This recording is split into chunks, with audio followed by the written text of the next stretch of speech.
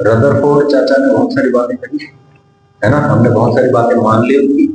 हाँ जी, आपने जो बहुत सारी बातें बताई वो सही है, लेकिन उसमें कुछ कमियां थी।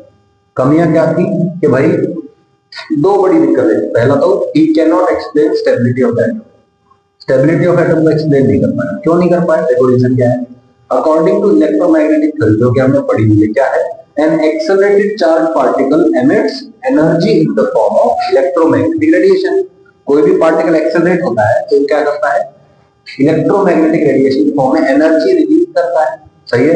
और इसने क्या बोला रदरफोर्ड ने कि इलेक्ट्रॉन ऐसे चारों तरफ घूम रहा है, और कोई भी पार्टिकल जो रोटेट कर रहा है उसके पास एक्सेलरेशन होता है, कॉल्ड सेंट्रीपिटल एक्सेलरेशन। एक्सेलरेशन है, घूम रहा है, तो एनर्जी भी रेडिएट करेगा। यस और no? Electron must radiate energy. कमर सीधी करके बैठो, सीधे होकर बैठो, क्या तुम नींद में थोड़ी हो? इलेक्ट्रॉन मस्ट रेडिएट एनर्जी, और अगर वो एनर्जी रेडिएट करेगा मतलब उसकी एनर्जी खत्म होते होते होते वो क्या होगा? वापस न्यूक्लियस के अंदर टकरा जाएगा जाके। यस और नो? तो इस बात को एक्सप्लेन नहीं कर पाया according to electromagnetic theory. Accelerated charge particle emits energy in the form of electromagnetic radiation. किसकी फॉर्म में करता है भाई? इलेक्ट्रोमैग्नेटिक रेडिएशन की फॉर्म में। So electron comes closer to the nucleus. Electron जो है वो न्यूक्लियस के नजदीक आ जाएगा, एनर्जी रिलीज कर देगा ना, and the entire model is collapsed. सही है। इलेक्ट्रॉन चारों तरफ घूम रहा है, एनर्जी लूज करते करते करते करते वो क्या करेगा? न्यूक्लियस के पास आता जाएगा और न्यूक्लियस के अंदर उठ जाएगा, यानी कि स्टेबल नहीं रहा atom.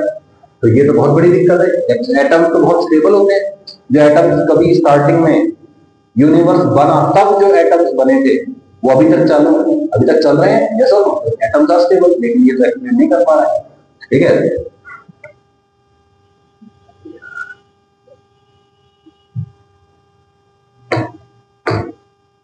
He cannot explain the discrete spectrum of atoms। अब ये स्पेक्ट्रम ऑफ एटम्स क्या है?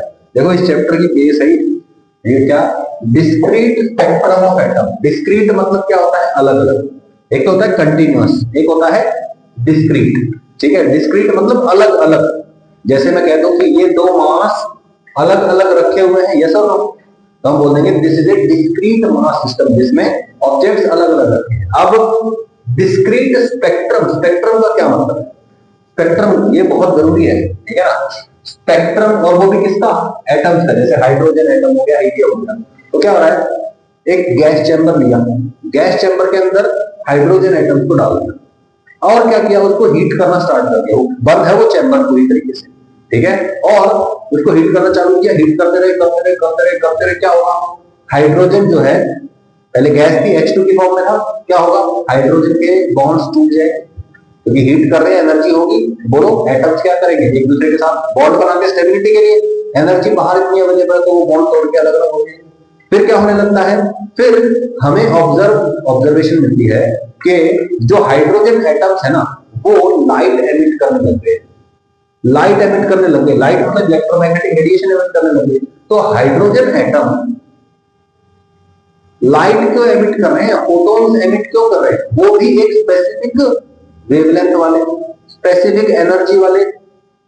तो इस बात को एक्सप्लेन करने में Rutherford was not able to explain it. तो इसलिए बोला गया कि भाई इनका मॉडल जो पूरी तरीके से सही नहीं।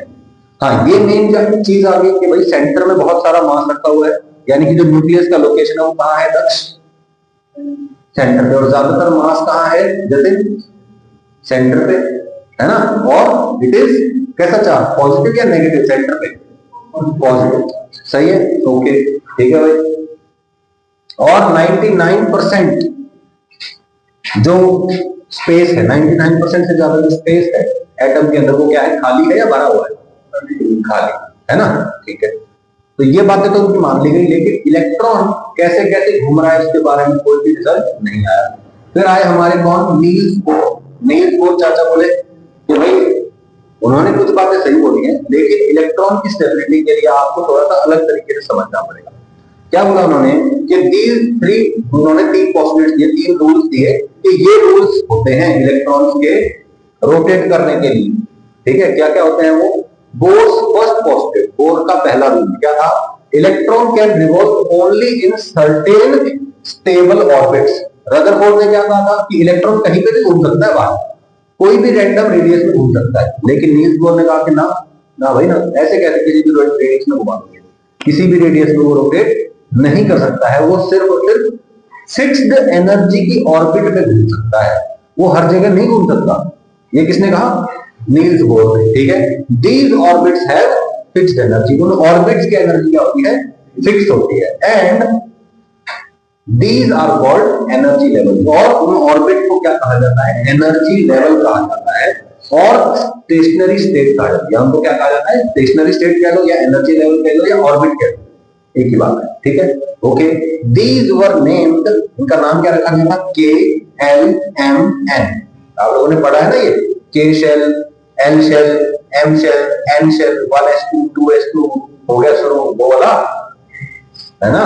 ठीक है, ओके। 1 2 3 4, जैसे फर्स्ट शेल का नाम के रखा हुआ है, सेकंड का एल है ना, ये नाम रखे हुए ना, पता है? ओके।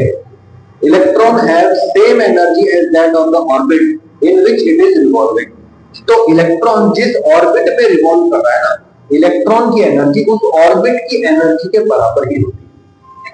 क्या बोला मैंने? इलेक्ट्रॉन जिस ऑर्बिट में घूम रहा है, energy of the orbit is fixed, जिस इलेक्ट्रॉन की एनर्जी उस ऑर्बिट की एनर्जी के बराबर होगी, वो इलेक्ट्रॉन उसी ऑर्बिट में घूमेगा। फॉर एग्जांपल, मैं बेसिक एग्जांपल दे रहा हूं कि भाई आपके पास ये न्यूक्लियस है, इसके चारों तरफ ये स्टेट नंबर 1 हो गई, ये स्टेट नंबर 2 हो गई। इसकी एनर्जी मैं कह देता हूं, लेट्स से इसकी एनर्जी है, हाइपोथेटिकली बोल रहा हूं मैं, और पॉजिटिव नहीं होती है, नेगेटिव एनर्जी होती है। मैं कहता हूं इसकी एनर्जी है 5 जूल, इसकी एनर्जी है 10 जूल। ठीक है, एक इलेक्ट्रॉन है जिसकी एनर्जी है 5 जूल, तो वो कौन सी स्टेट में घूमेगा? पहली में या दूसरी में? पहली में। सही है। एक इलेक्ट्रॉन है जिसके पास एनर्जी है 10 जूल, वो कहां घूमेगा? कौन सी स्टेट में होगा? सेकंड वाली एनर्जी वाली। सही है, यही बात कहना चाहता हूं। क्लियर हो गई बात? तो इलेक्ट्रॉन कौन सी शेल में घूमेगा? जिसकी एनर्जी उसके बराबर। सही है, ओके। वाइल रिवॉल्विंग, रिवॉल्विंग आएगा यहाँ पे, in a particular energy level electron do not emit any radiation. जब इलेक्ट्रॉन उस स्टेशनरी ऑर्बिट यानी कि पर्टिकुलर एनर्जी लेवल में जब घूमता है, तो वहां पे कोई भी एनर्जी रेडिएट नहीं करता है। ठीक है, मतलब इलेक्ट्रोमैग्नेटिक रेडिएशन घूमते घूमते कोई भी एमिट नहीं करेगा। ठीक है, कब एमिट करेगा वो आगे आएगा। ठीक है, एमिट करते हैं इलेक्ट्रॉन्स, इलेक्ट्रॉन्स रिलीज फोटॉन्स, वो कब करते हैं? स्पेशल केस में करते हैं, वो इसकी मदद से हाइड्रोजन स्पेक्ट्रम को एक्सप्लेन किया गया। ठीक है भाई, okay. If an electron absorbs और emits energy it must have different energy levels. ठीक है, अगर कोई इलेक्ट्रॉन एब्जॉर्ब कर लेता है एनर्जी को, ठीक है, या फिर एनर्जी रिलीज कर लेता है, तो उसको अपनी ऑर्बिट भी चेंज करनी पड़ेगी। फॉर एग्जांपल, एक 5 जूल की ऑर्बिट में घूम रहा था इलेक्ट्रॉन, बाहर से उसके पास एनर्जी आ गई, उसके पास एनर्जी होगी 10 जूल, तो वो अपनी स्टेट में नहीं रहेगा, वो कहां भाग जाएगा? वो सेकंड में भाग जाएगा। समझ में आया? और अगर कोई इलेक्ट्रॉन जिसके पास 10 जूल एनर्जी है, वो वापस से 5 जूल एनर्जी वाली में आता है, ठीक है, तो क्या करेगा? वो एनर्जी रिलीज करेगा, तब वो 5 वाली में जाएगा। समझ में आई बात? कि भाई अगर आपके पास एक न्यूक्लियस है, इसके चारों तरफ ऐसे ऐसे ऑर्बिट्स हैं, इस ऑर्बिट की एनर्जी है 5 जूल, इस ऑर्बिट की एनर्जी है 10 जूल, यहाँ एक इलेक्ट्रॉन घूम रहा है, इसकी एनर्जी कितनी होगी? 5। अगर इसको मैं बाहर से एनर्जी दे दूं, मैंने बाहर से इसको हिट कर दिया, या मैंने बाहर से इसको कोई फोटोन दे दिया, ठीक है, फोटोन गया, इससे टकराया, इसके पास आई एनर्जी है ना, तो क्या होगा बोलो? ये इलेक्ट्रॉन जैसे ही 10 जूल एनर्जी वाला होगा, ये यहां से उठ के यहां आ जाएगा। सही है, तो जब एनर्जी एब्जॉर्ब करता है तो हायर स्टेट में चला जाएगा, ऊंची स्टेट में चला जाएगा, बड़ी शेल में चला जाएगा, हाई एनर्जी स्टेट में चला जाएगा। यस और नो? ठीक है। अब मान लीजिए यहां एक इलेक्ट्रॉन है, ठीक है, इसके पास एनर्जी कितनी होगी? 10 जूल।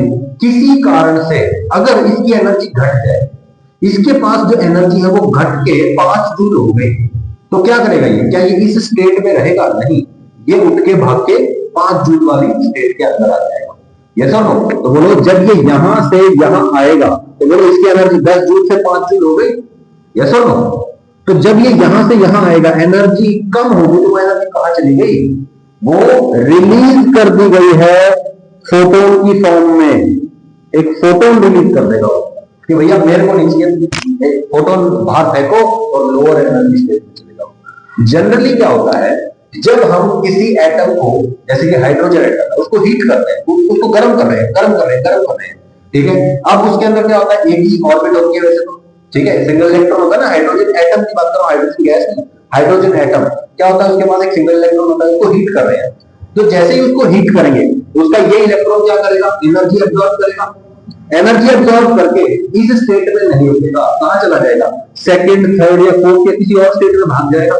जैसे ही वो वहां जाएगा, क्या वो वहां स्टेबल रह पाएगा, नहीं, क्योंकि वो हाई एनर्जी की स्टेट है और इलेक्ट्रॉन उतनी हाई एनर्जी स्टेट में बहुत ज्यादा देर तक नहीं रह सकता। तो वो क्या करता है, वो वापस जंप करेगा, और जब वो वापस जंप करेगा तो क्या करेगा, एनर्जी रिलीज करेगा इन द फॉर्म ऑफ फोटोन। तो फोटोन रिलीज करेगा, यानी कि हमको दिखेगा कि अरे हम इस गैस सैंपल को हीट कर रहे हैं और ये सैंपल लाइट रिलीज कर रहा है, सैंपल चमकने लग गया। और जो लाइट आ रही है, जो हमको देखने को मिल रही है, that is of specific wavelength, यानी कि स्पेसिफिक एनर्जी की होती है।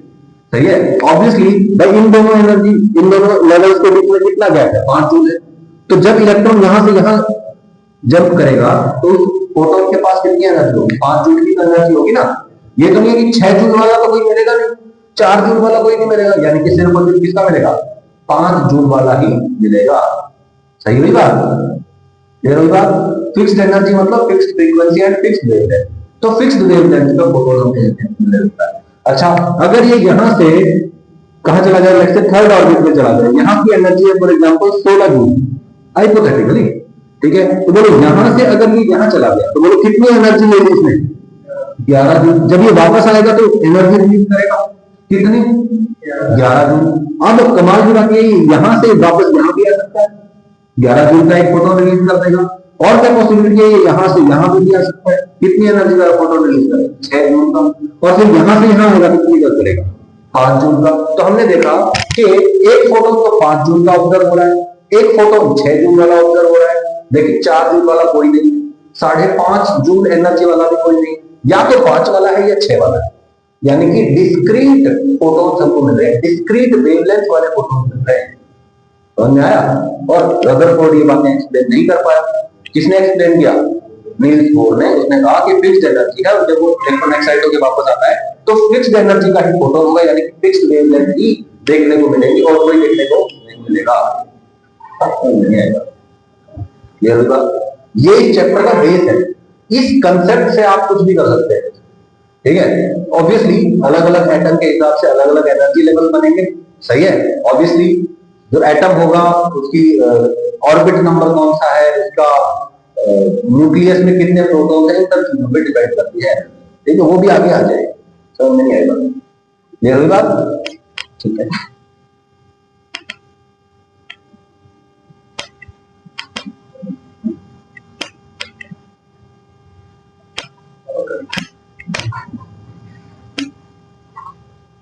ठीक है भाई। इफ एन इलेक्ट्रॉन एब्जॉर्ब्स और एमिट एनर्जी, एब्जॉर्ब करता है, एमिट एनर्जी करता है, it must move to different energy level. Absorb करेगा तो कहीं और चला जाएगा, लूज करेगा तो किसी और लेवल में चला जाएगा। सही है भाई, ये तो हो गया पहला पोस्टुलेट, ठीक है। सेकंड रूल क्या है, सेकंड रूल ये कहता है इलेक्ट्रॉन कैन रिवॉल्व, ये एक्चुअली भी है, रिवॉल्व है, ध्यान रहे।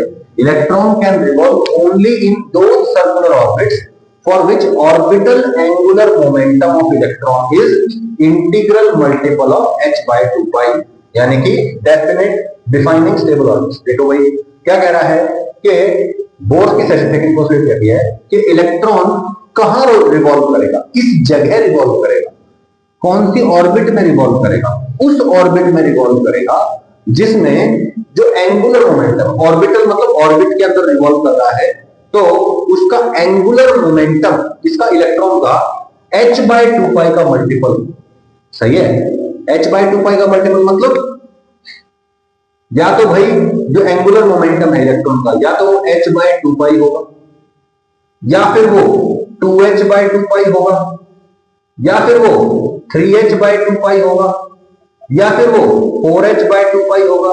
मतलब इसी तरीके से हो सकता है, वो कभी भी 1.5h बाय 2 पाई नहीं हो सकता, सही है। या तो इतना होगा, या इसका डबल होगा, या इसका 3 गुना होगा, या इसका 4 गुना होगा। ये रूल बना दिया, ठीक है।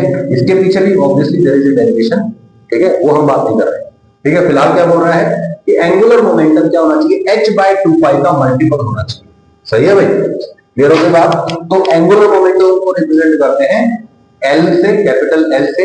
This is equal to nh/2 is equal to nh/2 where n is positive integer. ठीक है भाई, ओके। L मतलब क्या होता है, mvr एंगुलर मोमेंटम। याद करो, मोमेंटम होता है p, that is equal to mass into velocity. Yes और नो, ऐसे ही होता है एंगुलर मोमेंटम। यह आता है कैसे, r vector cross p vector करके। सही है, तो बोलो r को मोमेंटम से r into m v sine theta, sine 90 हो गया तो क्या होगा, r इंटू एम वी। तो एंगुलर मोमेंटम का जो वैल्यू होता है उसके बराबर होता है एम वी आर के बराबर। तो m v r will be equal to n h by 2 उसने ये प्रूव कर दिया था मैथमेटिकली। ठीक है भाई, ओके। थर्ड आता है हमारे पास, और थर्ड पोस्टुलेट क्या कहता है, तीसरा rule, while revolving in a higher energy level an electron may emit energy radiation of specific wavelength and fall to a lower energy level। क्या कह रहा है कि इलेक्ट्रॉन जब किसी ऑर्बिट में रिवॉल्व कर रहा हो, हाई एनर्जी की ऑर्बिट में रिवॉल्व कर रहा है, जैसे 10 जूल वाली में घूम रहा है, वहां से क्या कर सकता है, एनर्जी रिलीज करके लोअर ऑर्बिट में भी आ सकता है। सही है, और जब वो क्या होगा, नीचे आएगा तो क्या रिलीज करेगा, इलेक्ट्रोमैग्नेटिक रेडिएशन यानी फोटोन रिलीज कर देगा।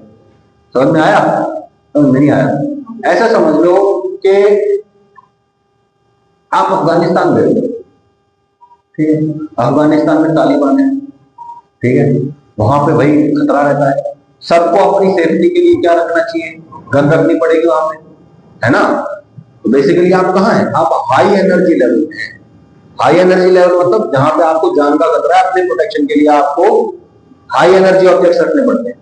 सही है, अब मान लीजिए अब आप इंडिया आ रहे हैं, इंडिया आप आएंगे, यहाँ पे आप AK-47 तो हाथ में लेके नहीं घूम सकते, है ना, क्यों, क्योंकि यहाँ पे आपको जरूरत ही नहीं है। यस और नो, आपको यहाँ पे उसकी हाई एनर्जी स्टेट में रहने की जरूरत नहीं है। तो जैसे ही आप इंडिया में आएंगे, आप क्या करेंगे, उस बंदूक को फेंक देंगे। यस और नो, आप क्या होंगे, जैसे ही बंदूक को फेंकेंगे आप लो एनर्जी स्टेट में आएंगे। अगर आपको वापस अफगानिस्तान जाना है तो AK-47 उठा, वापस आना है इंडिया में, फेंक दो। वही होता है इलेक्ट्रॉन के साथ। सही है, ये हो गया हायर एनर्जी स्टेट, मान लो 10 जूल की एनर्जी स्टेट है, ये है 5 जूल की एनर्जी स्टेट। ठीक है, आप हैं अफगानिस्तान में, आप हैं इलेक्ट्रॉन, हाई एनर्जी स्टेट में AK-47 लेके घूम रहे हैं, आप आना चाहते हो वापस इंडिया, क्या करना पड़ेगा भाई, 5 जूल एनर्जी रिलीज करनी पड़ेगी। कैसे रिलीज करेंगे, AK-47 को फेंक देंगे। AK-47 मतलब इलेक्ट्रोमैग्नेटिक रेडिएशन के फॉर्म में रिलीज कर देंगे। तो जैसे यहाँ से यहाँ आएगा, it will release a photon of frequency new, h new energy release कर देगा, या फिर कह दो कि hc/λ, लैम्डा वेवलेंथ वाला फोटोन रिलीज कर। कोई दिक्कत, बहुत बहुत कर रहा हूं, नींद पूरी नहीं हुई, उबासी में ले रहा है। किसी को नींद आ रही है, थोड़ा थोड़ा फोकस कम हो रहा है, कोई नहीं, 4-5 बार उठक बैठक लगा लो, दिल कर रहा है तो।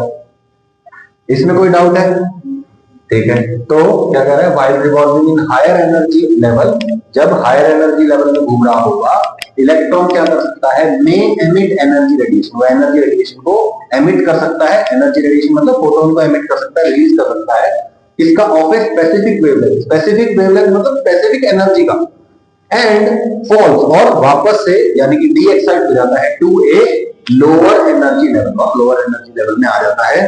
The energy of such photon is always equal to difference in two energy level. तो बोलो, जब वो रिलीज करेगा फोटोन को, हायर लेवल से लोअर लेवल में आएगा तो फोटोन रिलीज करेगा, उस फोटोन की एनर्जी कितनी होगी, जितनी एनर्जी रिलीज करेगा, और वो एनर्जी कितनी होगी, जो एनर्जी लेवल्स के बीच में एनर्जी का डिफरेंस है।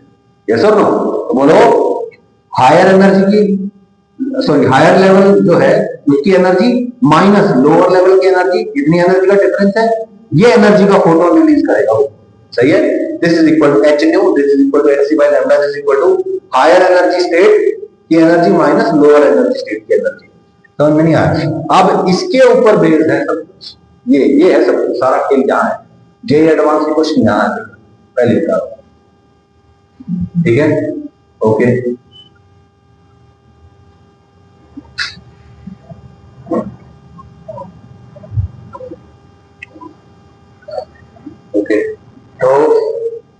Bourse theory of hydrogen like atoms, Bohr ने hydrogen like atoms, hydrogen like मतलब जिनके पास सिंगल इलेक्ट्रॉन होता है, सिंगल इलेक्ट्रॉन स्पीशीज के लिए बात कर रहा है, ठीक है। हाइड्रोजन लाइक एटम्स के लिए बोर ने क्या थ्योरी दी थी, ठीक है।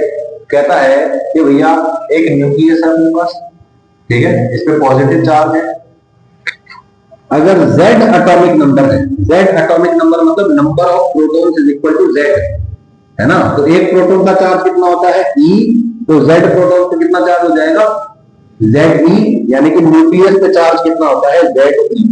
याद रहेगी बात, सही है, ओके। और एक ही इलेक्ट्रॉन है, यस और नो, इलेक्ट्रॉन घूम रहा है, ये Ze पॉजिटिव चार्ज यहां पे दोनों के बीच में इंटरेक्टिव फोर्स होगी कि नहीं होगी, कितनी होगी, K(Q1Q2 by R², सही है। बोलो energy, sorry force between these is electric force K(Q1Q2 by R², okay. ये बोलो पार्टिकल रोटेट कर रहा है इन ए सर्कुलर पाथ, तो हम क्या बोलेंगे, इसके ऊपर बाहर की तरफ फोर्स लग रही होगी mv²/r, ये तो रोटेशनल मोशन में पढ़ा हुआ है हमने, ठीक है। तो बताइए F electric is equal to centrifugal force, yes और नो, क्योंकि भाई अगर मैं इलेक्ट्रॉन पे बैठा हूं तो मुझे रेस्ट पे दिखाई देगा, यानी कि फोर्स विल बी बैलेंस, यानी कि electric force is equal to centrifugal force. तो electric force is equal to centrifugal force, electric force क्या होगी K(Q1Q2 by R², Q1 कितना है न्यूक्लियस का चार्ज, और Q2 कितना है इलेक्ट्रॉन का charge, K as it is, R क्या है डिस्टेंस बिटवीन देम जो कि है रेडियस के बराबर, सही है, ओके। mv²/r, बोलो यहाँ पे एक R से एक R कट जाएगा, सही है, सॉल्व करेंगे इसको, ठीक है।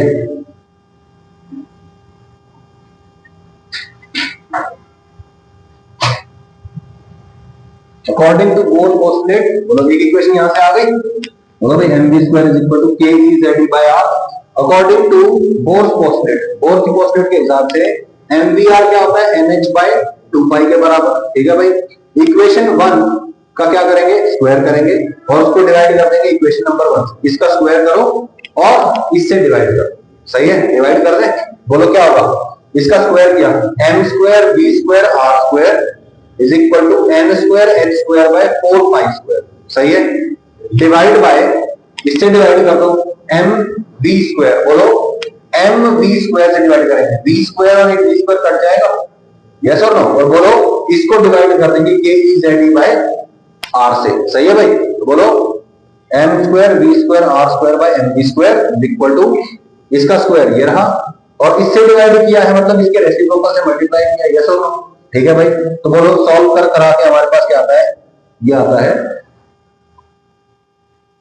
R का वैल्यू, कितना वैल्यू आया देखिए, R is equal to n²h²ε0 divide by πZe²n। अब देखो इसमें हमको सारी चीजें पता है, क्या क्या पता है, देखो n मतलब ऑर्बिट नंबर, कौन सी ऑर्बिट की बात चल रही है, h length constant, ε0 permittivity of free space, pi z मतलब नंबर ऑफ प्रोटॉन्स कितने हैं, e² चार्ज का स्क्वायर, मास ऑफ इलेक्ट्रॉन, सारी बातें पता है हमको। तो रेडियस का वैल्यू नहीं आ जाना चाहिए, तो रेडियस जब हम सॉल्व करते हैं nth ऑर्बिट के लिए ये होता है। अगर हाइड्रोजन की बात करें तो बोलो नंबर ऑफ प्रोटॉन्स क्या हो जाएंगे 1, पहली ऑर्बिट की बात कर रहे हैं तो n का वैल्यू कितना हो जाएगा 1, वैल्यू पुट कर दो, n को 1 पुट कर दो, z को 1 पुट कर दो, तो n equal to 1, z equal to 1 put किया मैंने, कितना आया 0.53 10⁻⁻10 मीटर, यानी कि कितना आया 0.53 एंगस्ट्रॉम। तो इतनी रेडियस होती है हाइड्रोजन की पहली ऑर्बिट की, है ना, हाइड्रोजन स्मॉलेस्ट एटम होता है, उसकी पहली ऑर्बिट का साइज क्या आता है 0.53 एंगस्ट्रॉम, उसका रेडियस आता है, सही है भाई, कोई दिक्कत, and this radius is called Bohr's radius, ठीक है भाई, कोई दिक्कत, बिल्कुल सिंपल है। अच्छा अब मुझे ये बताइए कि यहां से आपको क्या देखने को मिल रहा है कि रेडियस जो है, रेडियस देखिए ये और ये कांस्टेंट है, ये सब कांस्टेंट को मैं कुछ कांस्टेंट के फॉर्म में लिख लूं, तो बोलो मैं बोलता हूं r इज इक्वल टू, ध्यान से देखिए r0 कांस्टेंट बोल दिया उसको, और बचेगा क्या n²/z, यस और नो, क्योंकि बाकी सारी चीजें कांस्टेंट को क्या आ जाएगा ये n²/z,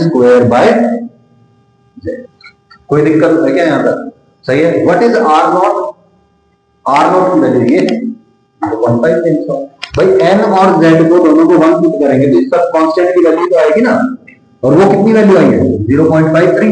तो मैंने बोल दिया this constant is 0.53 into n square by z।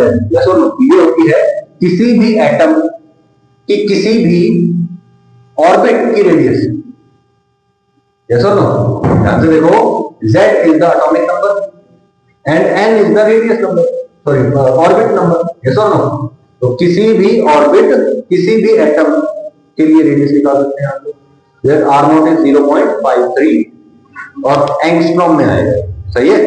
Okay, n square by z। ध्यान रखें this formula is valid for single electron species. किसके लिए वैलिड है? Single electron species. सही है? जैसे हाइड्रोजन हो गया, जैसे हीलियम का एक इलेक्ट्रॉन निकाल दो तो एक इलेक्ट्रॉन बचेगा। सही है? उसके लिए वैलिड है। हीलियम के बाद कौन आता है? लिथियम। लिथियम के दो इलेक्ट्रॉन निकाल दो, दैट इज आल्सो ठीक है सिंगल इलेक्ट्रॉन स्पीशीज। बेरिलियम, उसके तीन इलेक्ट्रॉन निकाल दो, सिंगल इलेक्ट्रॉन स्पीशीज बन जाएगा, बेरिलियम हो गया। बोरॉन, कार्बन, सही है? इनके अगर एक एक इलेक्ट्रॉन ही छोड़े हम तो ये हो जाएंगे सिंगल इलेक्ट्रॉन स्पीशीज, और उन सब के लिए रेडियस की भी फॉर्मूला ये। सही है? अब आपको कह दे the third orbit of helium positive ion कितनी होगी? खेल खेल दिया आपसे, बोल दिया हीलियम, हीलियम का जेड कितना होता है 2। कौन सी ऑर्बिट की बात कर रहा है? Third orbit. तो n का वैल्यू हो गया 3, r0 का वैल्यू पता है 0.5 एंगस्ट्रॉम, n का वैल्यू 3 हो जाएगा, z का वैल्यू 2 हो जाएगा। कुछ तो अंतर आ जाएगा। ये मुश्किल है क्या? बहुत ज्यादा, बहुत मुश्किल। टॉपिक टॉपिक है ना, 12th में सबसे मुश्किल टॉपिक, सबसे मुश्किल फॉर्मूला नहीं लग रहा है यार? है भाई? सबसे इजी लग रहा होगा मेरे ख्याल से। ठीक है, ठीक है भाई। तो रेडियस हमने ऑब्जर्व किया, क्या होता है? n स्क्वायर बाय z होता है ना, directly proportional to n square और इनवर्सली प्रोपोर्शनल टू z। अगर मैं दो अलग अलग सिंगल इलेक्ट्रॉन स्पीशीज के रेडियस को कंपेयर करूं, ठीक है, एक है r1 और एक है r2, तो बोलो r1 डिवाइड बाय r2 के लिए क्या रहेगा? n1 square by n2 square into z2 by z1। Yes और नो? बोलो भाई। अगर मैं कह दूं r1 is the radius of some element जिसका z का वैल्यू है z1, तो बोलो क्या आ जाएगा? r1 is equal to r0 times n1 square by z1। गलत बोला क्या?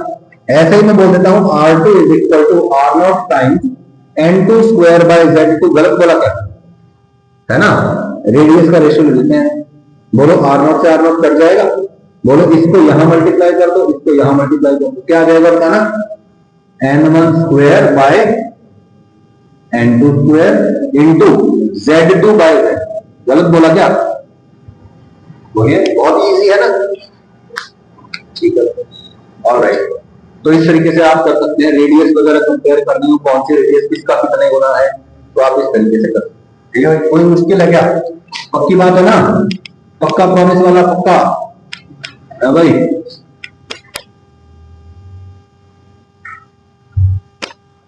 ओके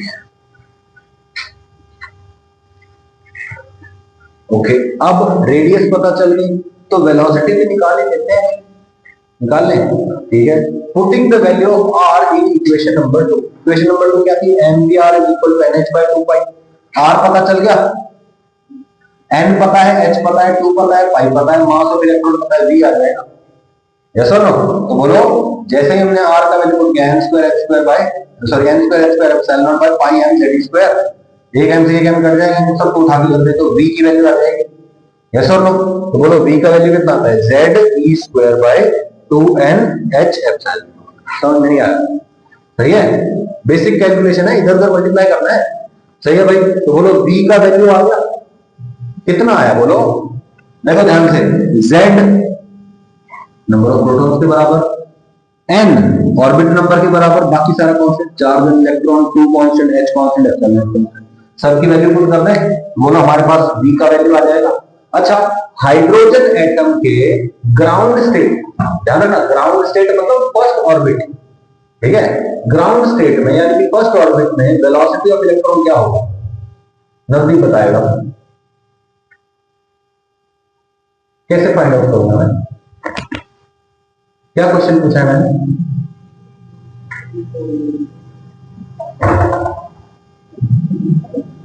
सॉरी, कि कौन से एटम की?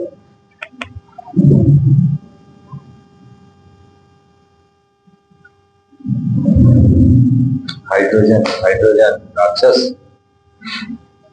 हाइड्रोजन एटम की पहली ऑर्बिट में वेलोसिटी ऑफ द इलेक्ट्रॉन कितना होता है? हाइड्रोजन एटम मतलब Z का वैल्यू 1 है, पहली ऑर्बिट मतलब N का वैल्यू भी 1 है। सारी वैल्यू पुट कर दी, सॉल्व किया, क्या आएगा? Z equal to 1, N equal to 1, उसका फॉर्मूला आ गया था Z equal to 1, N equal to 1, क्योंकि हम लोग हाइड्रोजन की फर्स्ट ऑर्बिट की बात कर रहा है, तो V का वैल्यू आ जाएगा 2.2 into 10 की पावर 6 मीटर पर। हाइड्रोजन का एटम कितना होता है? बहुत ही छोटा है ना, रेडियस क्या है? 0.53 है ना, और उसमें स्पीड ऑफ इलेक्ट्रॉन कितनी है? इतनी कि हमारी गाड़ियां भी नहीं चलती, चलती है क्या 10 की पावर 6 मीटर पर सेकंड से, है ना, तो बहुत फास्ट रोटेशन हो रहा है इलेक्ट्रॉन। ठीक है भाई, कोई दिक्कत? अच्छा, यहां से हमको क्या पता चला? बोलो, E square by 2H epsilon naught की वैल्यू पता चल गई? यस और नो? देखिए, अब E square by 2H epsilon naught, E square by 2H epsilon naught, इनकी वैल्यू जब मैं पुट कर सकता हूं, बचेगा कौन? Z by M। यस और नो? बोलो, हमारे पास जो वेलोसिटी आई है दैट इज इक्वल टू, बोलो जो भी ये और ये इन सब का वैल्यू रख दूं, क्या आएगा? सम v नॉट के बराबर, तो v is equal to some constant v not into z by n। सही है भाई, where v not is equal to 2.2 10 की पावर 6 मीटर पर। सही है, यानी कि जितना ज्यादा z होगा उतना ज्यादा वेलोसिटी होगा, जितना कम n होगा उतना ज्यादा वेलोसिटी, जितना ज्यादा n होगा उतना वेलोसिटी कम होगा। सही है, इससे ऐसे याद कर लो कि अगर z का वैल्यू ज्यादा है, मतलब नंबर ऑफ प्रोटॉन्स ज्यादा है, तो इलेक्ट्रॉन की वेलोसिटी भी ज्यादा होगी, और n की वैल्यू ज्यादा है, मतलब n की वैल्यू ज्यादा मतलब ऑर्बिट नंबर जो है वो बहुत ज्यादा है, न्यूक्लियस से दूर वाला इलेक्ट्रॉन धीरे धीरे चल रहा होगा। यस और नो भाई, न्यूक्लियस से दूर मतलब n का वैल्यू ज्यादा है, n का वैल्यू ज्यादा है मतलब v का वैल्यू कम होगा, यानी कि जो न्यूक्लियस के पास वाले इलेक्ट्रॉन होते हैं वो सबसे फास्ट घूमते हैं, और जो न्यूक्लियस से दूर वाले इलेक्ट्रॉन होते हैं वो स्लो। सही है भाई, और रेशियो क्या होता है? Z बाय n के बराबर होता है। सही है, तो V is directly proportional to Z by n। V1 by V2 करेंगे तो क्या आ जाएगा? Z1 bye Z2 into N2 bye N1। सही है ना, क्योंकि velocity is directly proportional to Z and inversely proportional to n। ठीक है, तो directly proportional to same ratio और इनवर्सली प्रोपोर्शनल है उसका उल्टा रेशियो। सही है भाई, कोई दिक्कत? सॉल्व करके दिखाऊं क्या? V1 V2 अलग से लिख के? देवांशु सीधे बैठो, पसंद जाते हो तो बोलो Vn मतलब velocity in nth orbit is equal to some constant into Z by n metres per second. समझ में नहीं आया? अच्छा, अब हमारे पास एक ध्यान सुनना, क्या भाई? Vn का वैल्यू, Vn का वैल्यू जो है आ गया है, मतलब वेलोसिटी ऑफ द इलेक्ट्रॉन आ गया है ना, रेडियस ऑफ द इलेक्ट्रॉन आ गया, वेलोसिटी पता है, मास पता है, तो काइनेटिक एनर्जी तो पता ही होगी, देखो हाफ mv स्क्वायर करते हैं। बोलो भाई, कोई भी पार्टिकल m मास का v वेलोसिटी से चल रहा है, तो बोलो उसकी एनर्जी क्या आ जाएगी? Half mv square. इलेक्ट्रॉन का मास m पता है अपने को, इलेक्ट्रॉन की वेलोसिटी अभी अभी पता चल गई, तो हम क्या करेंगे? काइनेटिक एनर्जी निकाल लेंगे, हाफ mv स्क्वायर में पुट कर दें। बोलो kinetic energy of energy of electron in stationery orbit. Stationery orbit मतलब जो उसकी डेजिग्नेटेड ऑर्बिट है उसकी बात चल रही है, ये नहीं कि वो कहीं और चला गया है, वहां जाके बात नहीं करना। ठीक है, तो energy of electron in stationery orbit. Electron has two types of energy, दो तरह की एनर्जी होती है, पहली होती है काइनेटिक एनर्जी और दूसरी होती है पोटेंशियल एनर्जी। सही है, काइनेटिक एनर्जी होती है किसकी वजह से? वेलोसिटी की वजह से, और जो पोटेंशियल एनर्जी होती है वो है चार्ज के सिस्टम की वजह से। यस और नो? हमने पढ़ा था इलेक्ट्रोस्टैटिक्स में, एक दो चार्ज है, एक Q1 है, एक Q2 है, दोनों के बीच का डिस्टेंस r है, तो बोलो what is the energy between them? k q1 q2 by r। Force होती है k q1 q2 by r square, और एनर्जी का भी k q1 q2 by r। सही है, तो बोलो जब इलेक्ट्रॉन रिवॉल्व कर रहा है, तो बोलो एक इलेक्ट्रॉन है, न्यूक्लियस है, तो बोलो दोनों का बीच में सम सेपरेशन है, तो वहां पे पोटेंशियल एनर्जी जरूर होगी। सही है, बोलो kinetic energy half mv square, m का वैल्यू m, v स्क्वायर का वैल्यू, बोलो v का वैल्यू क्या आएगा? उठा के पुट कर दो, सॉल्व करें इसको, ध्यान देना। सॉल्व किया, ये आ गया। ठीक है, फिर सीधी सीधी वैल्यू उठा के पुट कर दी ऊपर से। ठीक है, ध्यान से देखना कि kinetic energy equal to v का स्क्वायर। v क्या होता है? v not into z by n, इस पूरे का स्क्वायर होगा। यस और नो? बोलो भाई। तो ध्यान से देखना, half m v not square z square by n square, ये आ गया। बोलो भाई, kinetic energy is equal to some constant into z square by n square. तो नहीं आया? सही है। तो काइनेटिक एनर्जी का मैं यही कह रहा हूं कि some constant m constant, e की power 4 constant, 8 h square epsilon not square, सब कांस्टेंट है। बचा कौन? एक तो z स्क्वायर बच गया और एक n स्क्वायर बच गया। तो काइनेटिक एनर्जी को लिखने का तरीका क्या हो जाएगा हमारे पास? बोलिए, kinetic energy is equal to, यहां लिख देता हूं क्योंकि हमारे काम आएंगी ये चीजें। तो बोलो, हमारे पास रेडियस आई है, पहला फॉर्मूला आया था रेडियस का, r is equal to r not n square by z, where r not is equal to 0.53 angstrom. Angstrom लिख दो चाहे इनटू 10 की पावर -10 मीटर लिख दो। सही है भाई।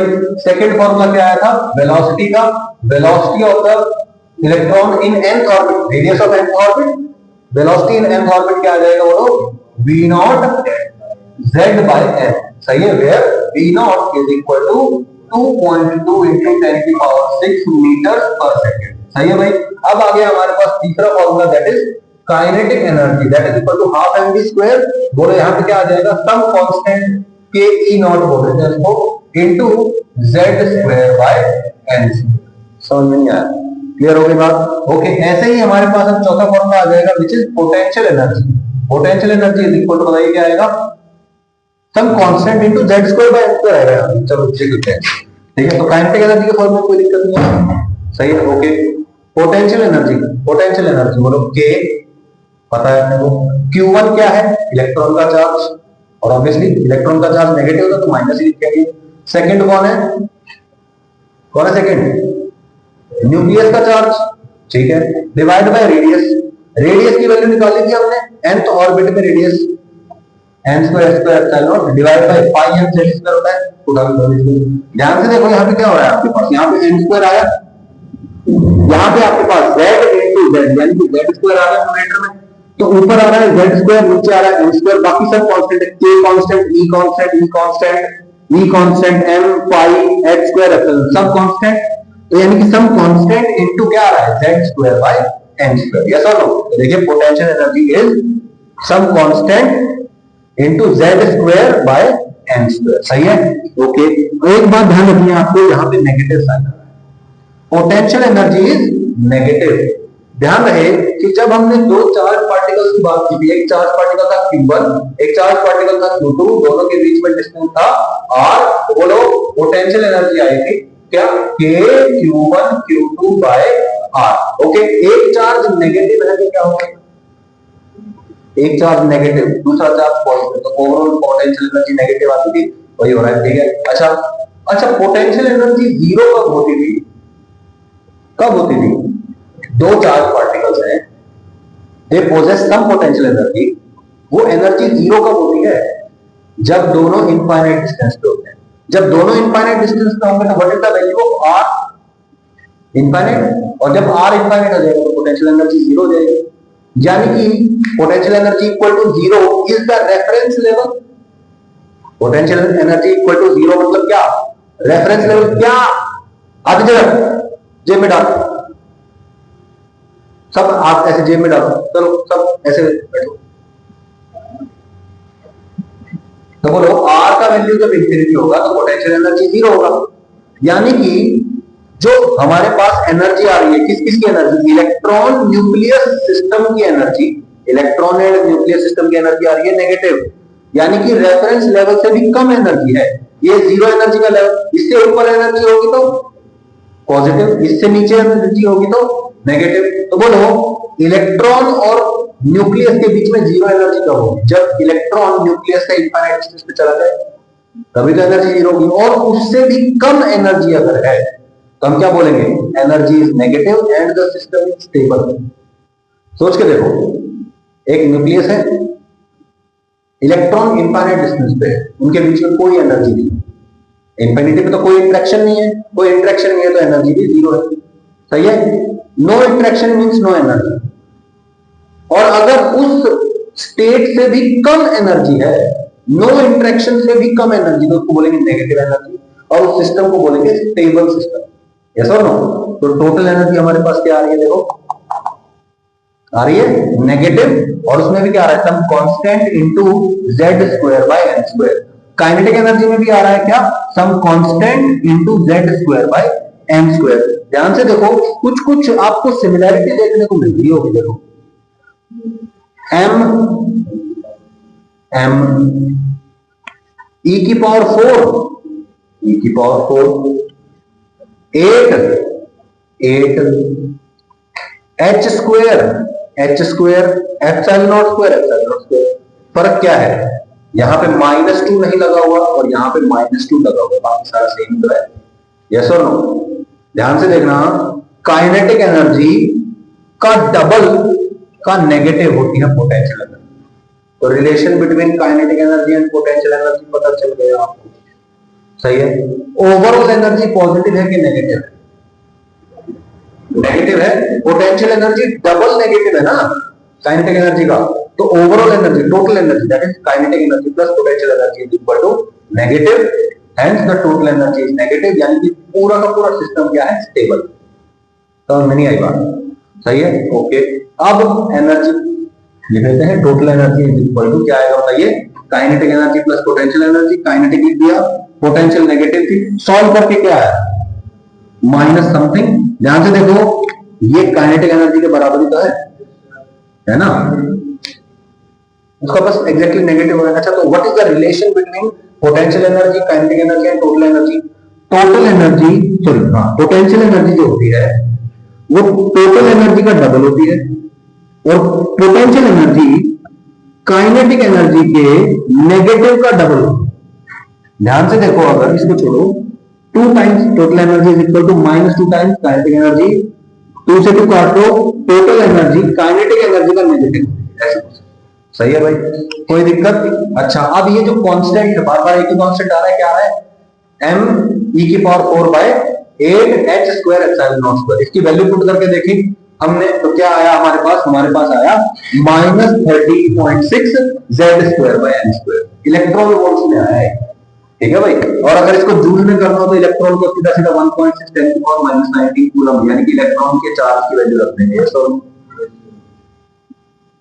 रख देंगे ना, ठीक है, ओके। बताओ टोटल एनर्जी, याद रखो ये बहुत इंपॉर्टेंट है, this is very very important. क्या भाई, total energy is equal to -13.6 z square by n square. Total energy is equal to -13.6 z square by n square. अब जैसे जैसे z चेंज करेगा टोटल एनर्जी चेंज होगी, जैसे जैसे n चेंज करेगा टोटल एनर्जी चेंज होगी। यानी कि इस सिंगल इलेक्ट्रॉन स्पीशीज में आप किसी भी एटम के किसी भी ऑर्बिट के एनर्जी निकाल सकते हैं। कोई भी एटम दे दिया, यानी उसका z दे दिया, z ही आ रहा है ना 20 तक, तो है ना, 20 तक तो याद है ही z का वैल्यू, और कह देगा फलानी orbit, third orbit, fourth orbit, fifth orbit, सही है, कोई दिक्कत? बिल्कुल सिंपल, याद रहेगी बात, ओके। तो और ध्यान रहे, क्वेश्चन में जब खेलेगा ना तो z तो सीधा सीधा दे देगा कि भाई हाइड्रोजन है, हीलियम है, लिथियम है, कौन है, z पता चल जाएगा आपको। लेकिन दिक्कत देगा यहां पे, सीधा सीधा नहीं कहेगा थर्ड ऑर्बिट में निकाल, उसको देने का तरीका अलग है। वो देने का तरीका क्या है, आगे बात करेंगे। तो ये बात याद हो गई, टोटल एनर्जी का formula -13.6 z square by n। सही है भाई, मैं कह दूं, सोचना एक बार, थोड़ा सा आगे की बात कर रहा हूं। एक इलेक्ट्रॉन है, हाइड्रोजन एटम की बात चल रही है, वो इलेक्ट्रॉन ना फर्स्ट ऑर्बिट में घूम रहा था, एक्साइटेड हो गया वो किसी वजह से, कोई हीट वगैरह कर दिया होगा, सैंपल को हीट कर दिया तो उसके पास एनर्जी आ गई, तो वो जो इलेक्ट्रॉन है वो एक्साइट होकर थर्ड स्टेट में चला गया, मतलब थर्ड ऑर्बिट में चला गया। अब वो थर्ड ऑर्बिट से वापस फर्स्ट ऑर्बिट में आता है, तो वो फोटोन रिलीज करेगा, उस फोटोन की एनर्जी कैसे निकालेंगे, थर्ड से फर्स्ट में आ रहा है तो थर्ड की एनर्जी माइनस फर्स्ट की energy is equal to energy of the photon, और एनर्जी ऑफ द फोटोन लिख दो h इंटू फ्रीक्वेंसी या फिर h into c by lambda, वहां से लैम्डा निकाल, ठीक है, सिंपल सिंपल लग रहा है ना, ठीक है। एनर्जी ऑफ द ऑर्बिट बताना, energy of nth orbit in any atom, single electron pieces.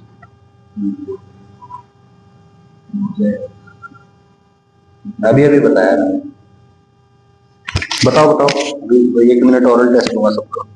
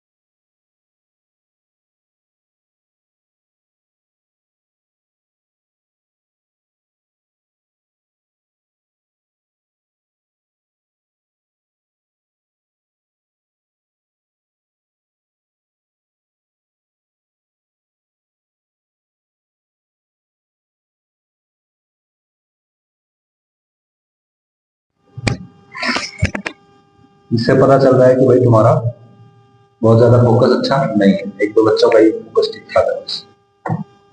Where is that marker? वो मार्कर आर नॉट की वैल्यू कर नीचे नीचे हाँ, और वी नॉट की वैल्यू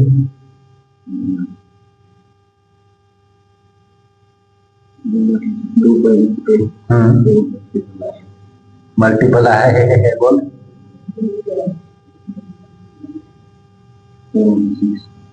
मैं बहरा नहीं हूँ, मैं बहरा नहीं हूँ, अंधा भी नहीं हूँ।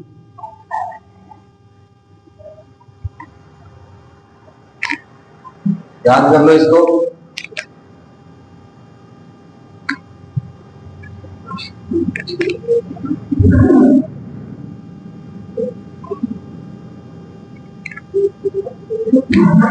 ये वैल्यू है और यहां पे आएगा माइनस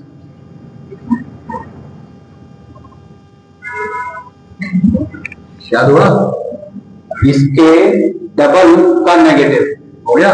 इन दोनों को जोड़ो क्या आएगा, इसका एग्जैक्ट नेगेटिव कर देंगे तो टोटल एनर्जी, और हमें जनरली मतलब होता है टोटल एनर्जी कितना आएगा,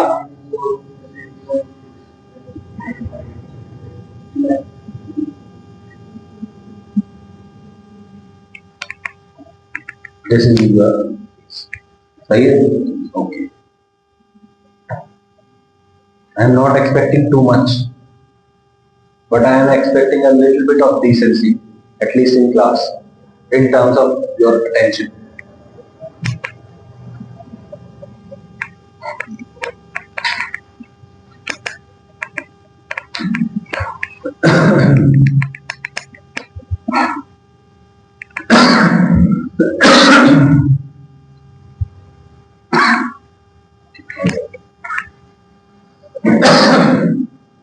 और हाइड्रोजन आइटम Z और N क्या होते हैं 1, तो बोलो फर्स्ट ऑर्बिट की बात कर रहे हैं। फर्स्ट ऑर्बिट मतलब Z का वैल्यू तो 1 हो गया, फर्स्ट ऑर्बिट का मतलब N का वैल्यू कितना हो गया 1, तो बोलो वहां पे Z और N का वैल्यू पुट करेंगे कितना आता है -32.6। तो हाइड्रोजन एटम याद भी रख सकते हैं, हाइड्रोजन एटम की ग्राउंड स्टेट यानी कि फर्स्ट ऑर्बिट में what is the energy of the electron -32.6। जो इलेक्ट्रॉन की एनर्जी है वही ऑर्बिट की एनर्जी।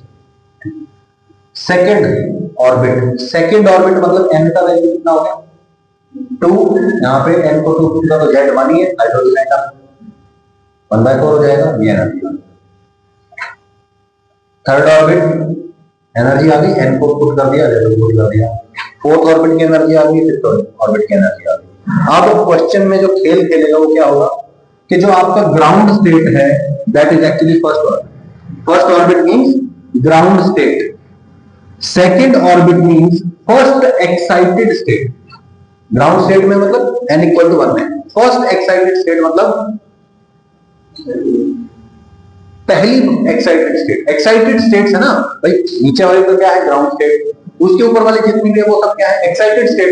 तो फर्स्ट एक्साइटेड स्टेट मतलब second orbit, second excited state मतलब third orbit, fourth excited state मतलब फिफ्थ ऑर्बिट। सही है, तो यही बात है, सही है। तो फिफ्थ ऑर्बिट है fourth excited state, fourth orbit third excited. तो ये ध्यान रखना, आप कई बार क्वेश्चन में जो गलती होती है ना आमतौर पर, सेकंड एक्साइटेड स्टेट दे दिया तो n इक्वल टू 2 पुट कर दिया, ऐसा नहीं करना है। एक्साइटेड स्टेट शब्द का ध्यान रखना, सेकंड एक्साइटेड स्टेट मतलब n इक्वल टू 3, याद रहेगी ये बात, ठीक है। एनर्जी लेवल डायग्राम बना लेते हैं, एनर्जी लेवल डायग्राम बोलिए। n इक्वल टू इंफिनिटी होगा मतलब इनफाइनाइट नंबर के ऑर्बिट में चला गया इलेक्ट्रॉन, मतलब न्यूक्लियस से अलग हो गया है ना, इंफिनिटी डिस्टेंस पे चला गया ना, तो बोलो इंफिनिटी डिस्टेंस पे एनर्जी क्या होगी 0। This is the energy versus orbit diagram, ठीक है भाई। अच्छा, अगर n इक्वल टू 1 की बात कर रहे हैं तो एनर्जी क्या होगी -13.6, n इक्वल टू 2 की बात कर रहे हैं तो -3.4, n इक्वल टू 3 में इतनी एनर्जी होगी, n इक्वल टू 4 में इतनी एनर्जी होगी, n इक्वल टू 5 में होगी, ऐसे चलता रहेगा। सही है, ध्यान से देखो, n इक्वल टू 1 में और n इक्वल टू 2 में there is the maximum gap, है ना। यहां और यहां में देयर इज लेसर गैप, यहां पे और भी कम गैप होगा, और भी कम गैप होगा, यानी कि ग्राउंड स्टेट से हम जैसे जैसे दूर जाएंगे एनर्जी गैप्स कम होते चले। सही है, कोई दिक्कत, सही है, ओके। अब इलेक्ट्रॉन जंप करता है, for example electron due to some energy higher energy state पे चला गया, अब वो वापस ग्राउंड स्टेट में आ रहा है, तो उसके पास कई सारे तरीके हैं आने के। ठीक है, फॉर एग्जांपल ध्यान से देखना, n इक्वल टू 4 में है, n इक्वल टू 4 से वो 1 में जाना चाहता है, उसके पास बहुत सारे तरीके हैं, डायरेक्टली भी जंप कर सकता है ये सब, है ना, और क्या कर सकता है, यहां से सेकंड में जा सकता है, सेकंड से फर्स्ट में जा सकता है, यस और नो, यहां से थर्ड में जा सकता है, थर्ड से सेकंड, सेकंड से फर्स्ट, यहां से थर्ड में जा सकता है, थर्ड से डायरेक्टली फर्स्ट में जा सकता है, यस और नो। तो बहुत सारे तरीके हो गए, क्लियर होगी बात। तो जब भी जितने भी नंबर ऑफ तरीके हैं ग्राउंड स्टेट तक पहुंचने के, उतने ही नंबर ऑफ फोटॉन्स रिलीज कर सकता है, सही है, क्योंकि जब भी वो हाई एनर्जी स्टेट से लो एनर्जी स्टेट में जाएगा तो क्या करेगा, फोटोन रिलीज करेगा। तो बोलो यहां से यहां जब किया तो एक फोटोन हो सकता है, यहां से यहां करेगा तो दूसरा फोटोन हो सकता है, यहां से यहां तीसरा फोटोन हो सकता है, यस और नो, यहां से यहां करेगा तो एक अलग फोटोन आएगा, यहां से वापस यहां करेगा तो अलग फोटोन होगा, यस और नो। लेकिन होगी फिक्स्ड एनर्जी के फोटोन्स ही होंगे, ये नहीं है कि हर एक फ्रीक्वेंसी हर एक वेवलेंथ का फोटोन आ रहा है, नहीं, यहां से यहां के लिए जो वेवलेंथ होगी उतने का आएगा, यहां से यहां के लिए जो इसके लिए आएगा, यहां से यहां के लिए इसके लिए आएगा, यहां से यहां के लिए इसके लिए आ सकता है, इसके लिए आ सकता है, इसके लिए आ सकता है, ये नहीं कि हर एक वेवलेंथ नहीं मिलेगा। फिक्स्ड एनर्जी गैप है तो फिक्स्ड वेवलेंथ के फोटॉन्स ही मिलेंगे, यानी कि फिक्स्ड मतलब डिस्क्रीट वेवलेंथ के एटम सॉरी फोटॉन्स आपको देखने को मिलेंगे हाइड्रोजन स्पेक्ट्रम में। समझ में नहीं आया तो हाइड्रोजन स्पेक्ट्रम को एक्सप्लेन कर दिया ना इसने। हाइड्रोजन स्पेक्ट्रम में क्या था कि हाइड्रोजन का सैंपल लिया, उसको हीट कर दिया, वो चमकने लग गया। क्यों चमक रहा है भाई? क्योंकि उसके इलेक्ट्रॉन एक्साइट होकर ऊपर जा रहे हैं, फिर वो वापस आ रहे हैं तो फोटोन रिलीज कर रहे हैं, इसलिए वो फोटोन फिक्स्ड एनर्जी के हैं, फिक्स्ड वेवलेंथ के हैं, और फिक्स्ड एनर्जी फिक्स्ड वेवलेंथ के फोटॉन्स जो ऑब्जर्व हो रहे हैं that is discrete spectrum of hydrogen atom. और वो फिक्स्ड एनर्जी के क्यों है? क्योंकि इसने बोला कि एनर्जी लेवल्स के बीच में फिक्स्ड गैप होता है। किसने बोला था? नील्स बोल। सही है भाई, कोई दिक्कत? Total energy is equal to -13.6 Z²/m²। सही है, ओके। अब ये बहुत इंपॉर्टेंट बात है, क्या कह रहे हैं? व्हाइल रिवॉल्विंग इन ए लोअर एनर्जी लेवल, जब कोई इलेक्ट्रॉन लोअर एनर्जी ऑर्बिट में घूम रहा है, एन इलेक्ट्रॉन में absorb A radiation of specific wavelength, एक इलेक्ट्रॉन जो है फोटोन को एब्जॉर्ब कर सकता है, इलेक्ट्रोमैग्नेटिक रेडिएशन को एब्जॉर्ब कर सकता है, एंड जंप्स मतलब excites to a higher energy level, वो लोअर एनर्जी स्टेट से हायर एनर्जी स्टेट में चला जाएगा। ठीक है, the energy of such photon is always equal to difference in energy of two levels. सही है भाई, एक 5 जूल की एनर्जी है, एक 10 जूल की एनर्जी है, तो 5 वाला 10 में कब जाएगा? जब उसको 5 जूल एनर्जी मिलेगी। सही है, 4 जूल पे चला जाएगा क्या? 8 जूल पे चला जाएगा क्या? नहीं, वो कहां पे जाएगा? सिर्फ जब 5 जूल वाला ही फोटोन मिलेगा तभी जाएगा, अदरवाइज नहीं जाएगा। समझ नहीं आएगा। सही है, तो energy of photon is equal to difference of energy levels. अब डिफरेंस ऑफ एनर्जी लेवल्स यहां से आएगा। बोलो भाई, टोटल एनर्जी कितनी होती है? -13.6 Z²/m²। What is the energy difference? मैं कहता हूं total energy of higher energy level minus total energy of lower energy level. इसको सेकंड बोलने की बजाय हम बोलते हैं N2। N2 लेवल में और N1 लेवल में कितना एनर्जी गैप होगा? Total energy of N2 minus total energy of N1। Yes और नो?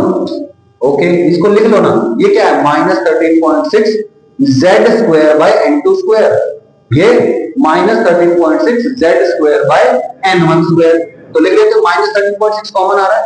ओके, तो -13.6 लिखते हैं, that equal to -13.6 Z² common आ रहा है। बोलो क्या आएगा? 1/n2² minus 1/n1²। सही है, बोलो ये जो एनर्जी गैप है यही तो फोटोन की एनर्जी है, यही तो किसकी एनर्जी है भाई? किसकी एनर्जी भाई? फोटोन की एनर्जी है। तो फोटोन की एनर्जी किसके बराबर होती है? ये होती है, इसको किताब के हिसाब से h न्यू लिखा जाता है और इसको hc/λ भी लिखा जाता है। यस और नो? तो ये फॉर्मूला याद रखना। अब इसमें आप अगर z का वैल्यू पुट कर देंगे तो आपके पास बहुत आसानी से आंसर आ जाएगा। Obviously the answer will come out to be in electron volts. सही है भाई। ओके, अब आप जब इसको सॉल्व करेंगे तो बोलो क्या आप यहां से लैम्डा की वैल्यू निकाल सकते हैं? ठीक है, okay, all right. So energy of photon is equal to difference in energy level. Photon की एनर्जी होती है h by lambda is equal to energy of 2 minus energy of 1।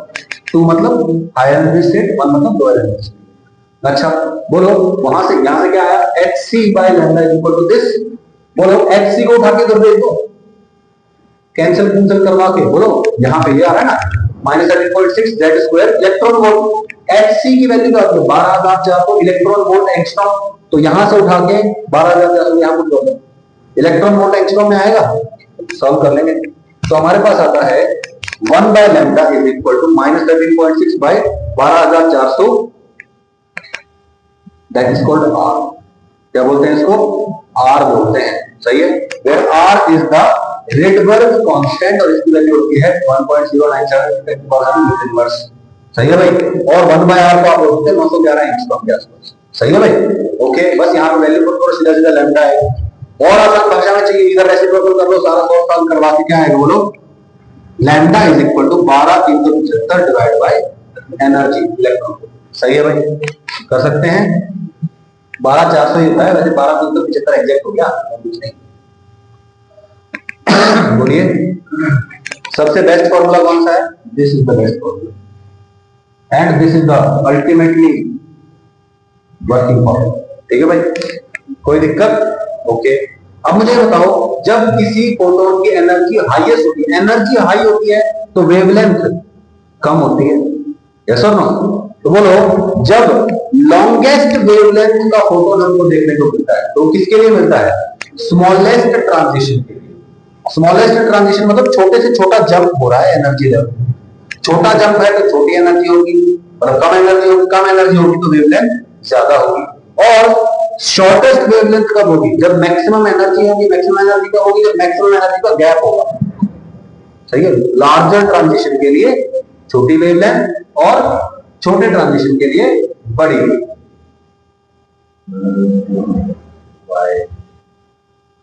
ये यूं कह रहा है कि क्लास ओवर कर दो।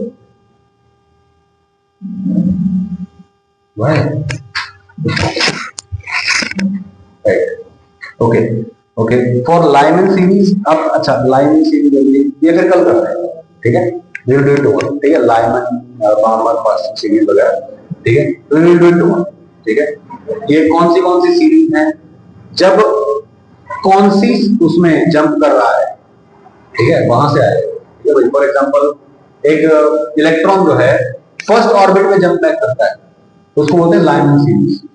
जितने भी फोटोन एसोसिएटेड होते हैं ना, भाई सेकंड से फर्स्ट में जंप कर सकता है, यस और नो? तो एक फोटोन आएगा। थर्ड से फर्स्ट में कर सकता है तो भी फोटोन आएगा। फोर्थ से फर्स्ट में आएगा तो भी, फिफ्थ से फर्स्ट में आएगा तो भी, यस और नो?